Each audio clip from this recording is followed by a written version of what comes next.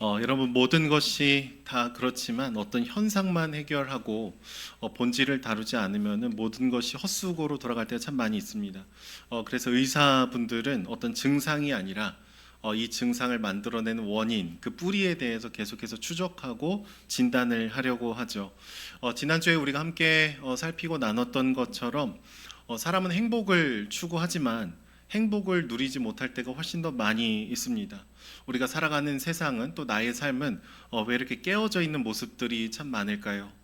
여러분 우리는 평생을 다해서 행복을 추구하는 과정 중에 내가 정말로 평생을 사랑할 한 사람을 골라서 이제 결혼을 하게 되죠.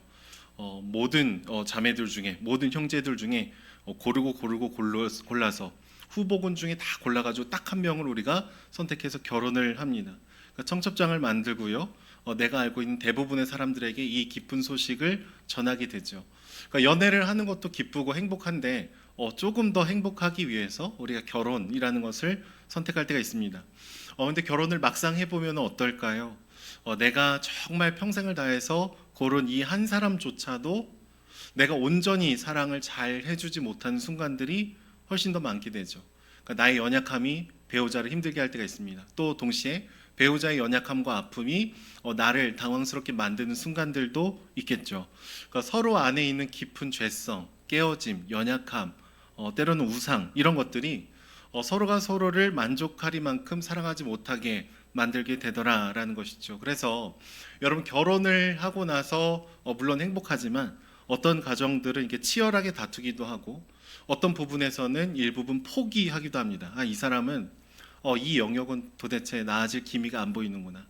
지치고 낭망한 마음 속에서 이 결혼 생활을 이어가시는 분들도 있겠죠. 여러분 좀 이상하지 않습니까? 우리가 막 대단한 사랑을 하겠다라는 결심을 한 게 아니거든요. 막 전 인류를 내가 품어내겠다. 아니면 뭐 비봉 지역에 있는 모든 사람을 내가 사랑하겠다. 그렇게 거창한 목적을 품은 것도 아닌데 단 한 사람, 내가 정말 사랑하는 그 사람과 부부가 되고 하나가 되는데도 이게 생각처럼 그렇게 쉽지 않다라는 것이죠.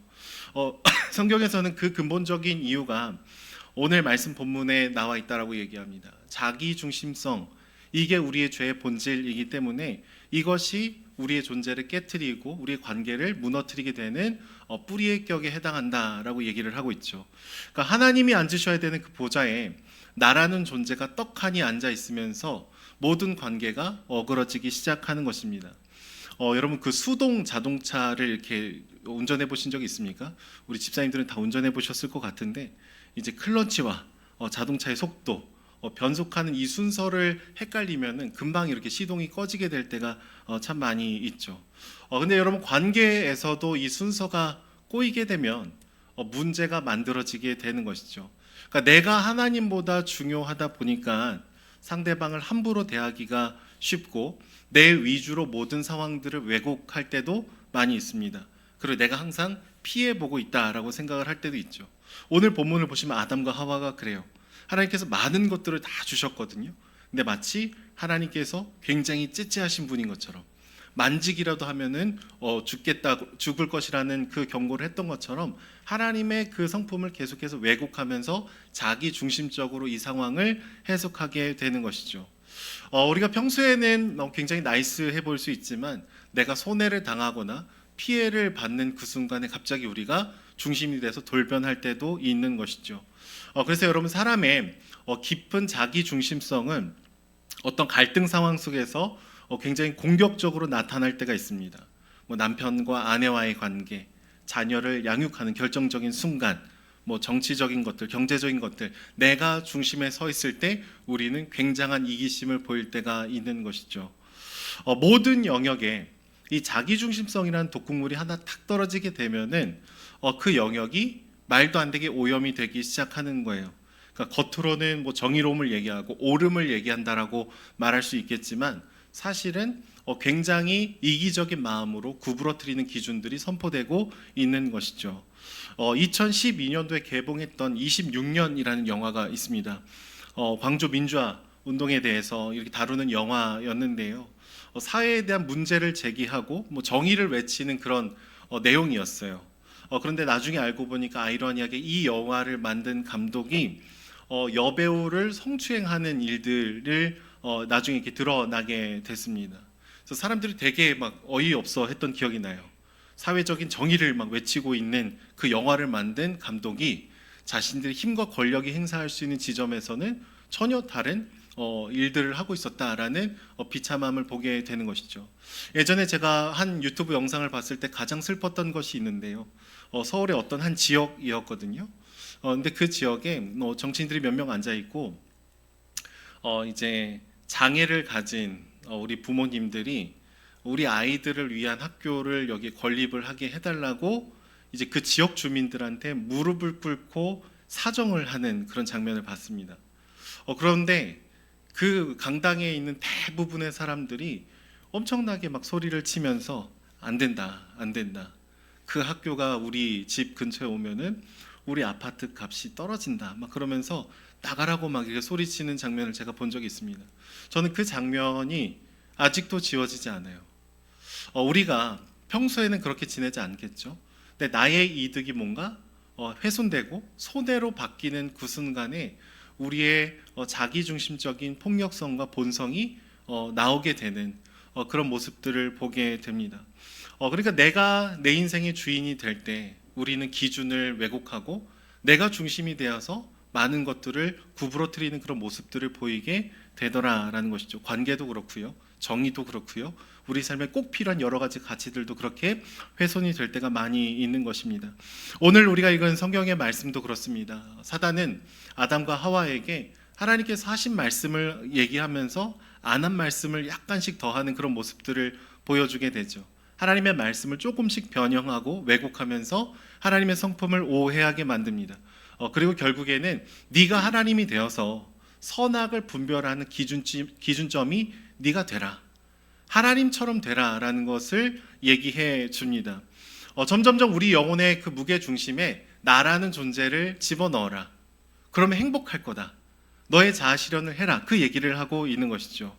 에덴 동산의 대부분의 것들을 주셨던 풍성한 은혜의 하나님은 한순간에 무엇인가를 끊임없이 제한하고 속박하는 존재로 여겨집니다. 결국 아담과 하와는 반역을 저지르게 되는 것이죠. 그러니까 절대자이신 그분을 인정하지 않고 내가 그 보좌로 올라가게 되는 겁니다. 여러분, 하나님과의 관계가 깨어지니까 성경에서 어떤 관계의 연쇄작용이 일어난다라고 얘기를 할까요? 아담은 하와를 탓하죠.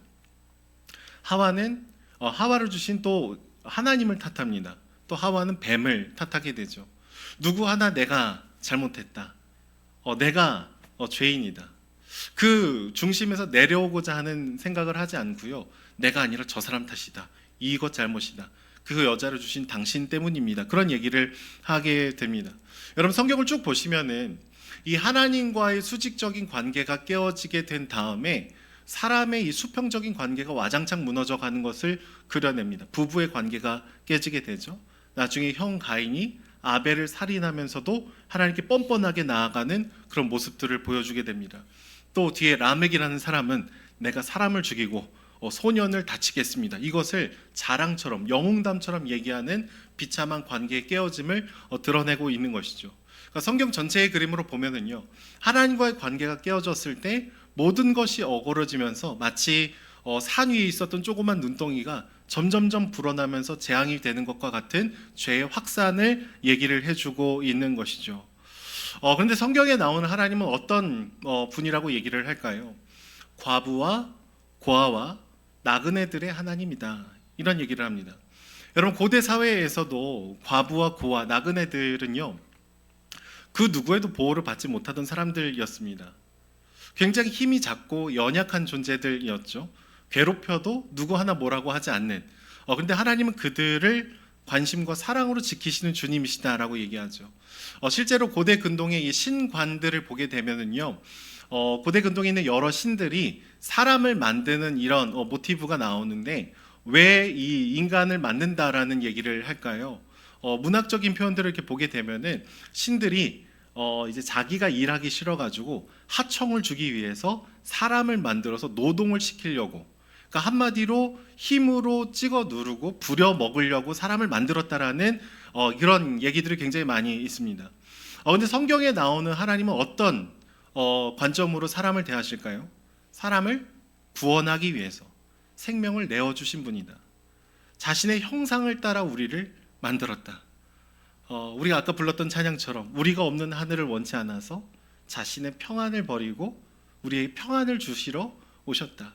그러니까 여러분, 세상에서 말하고 익숙한 패턴들을 정반대로 역전시키는 모습을 보여주시는 것이 바로 성경에 나와 있는 하나님이시다라는 것이죠. 여러분, 우리의 마음은 어떨까요? 우리가 예수 그리스도를 믿는다라고 얘기하지만 우리는 뭐 10,000원 주고 12,000원 주고 어떤 음식점에 손님과 고객으로 가게 되면은 우리가 왕이 되고 싶어요. 손님은 왕이지.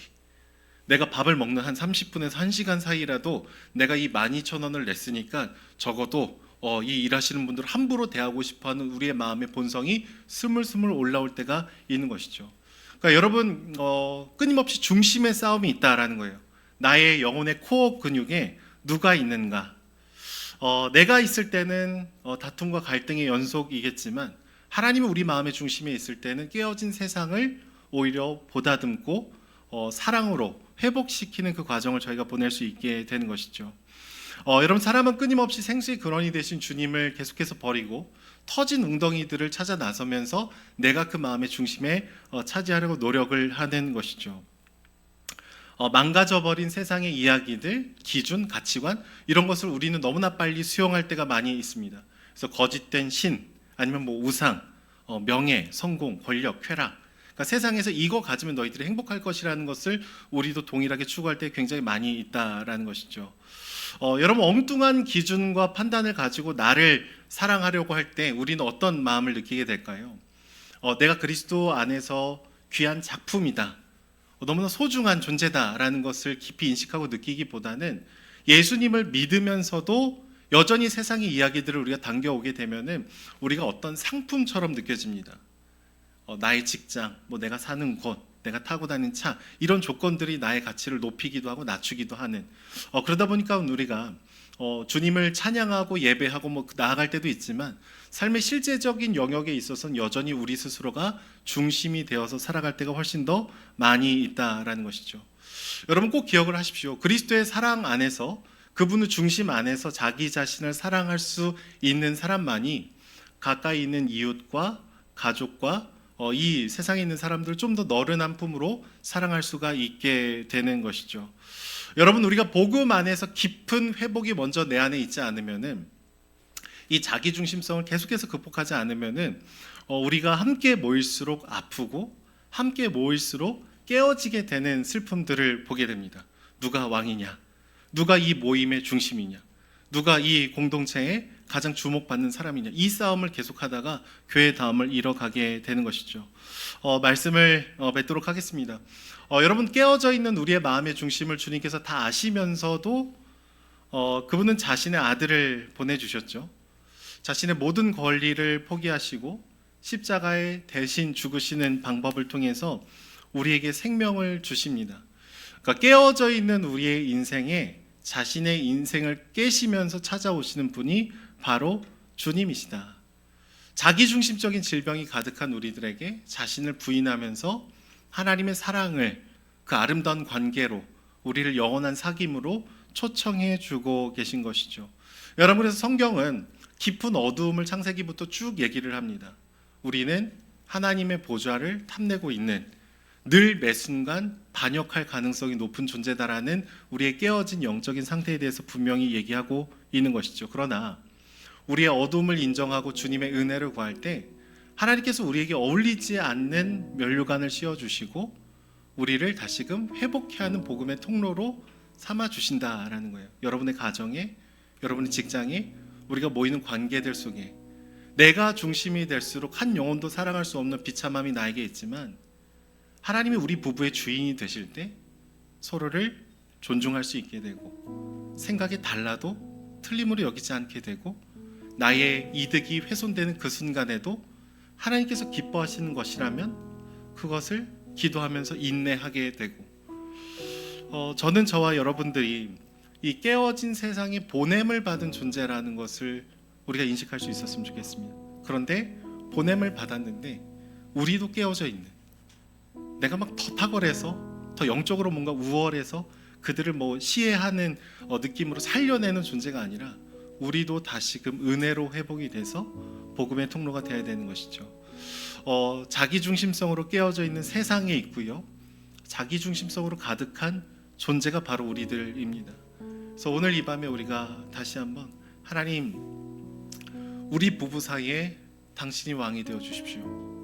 우리 가족에 당신이 보좌에 앉아 주십시오.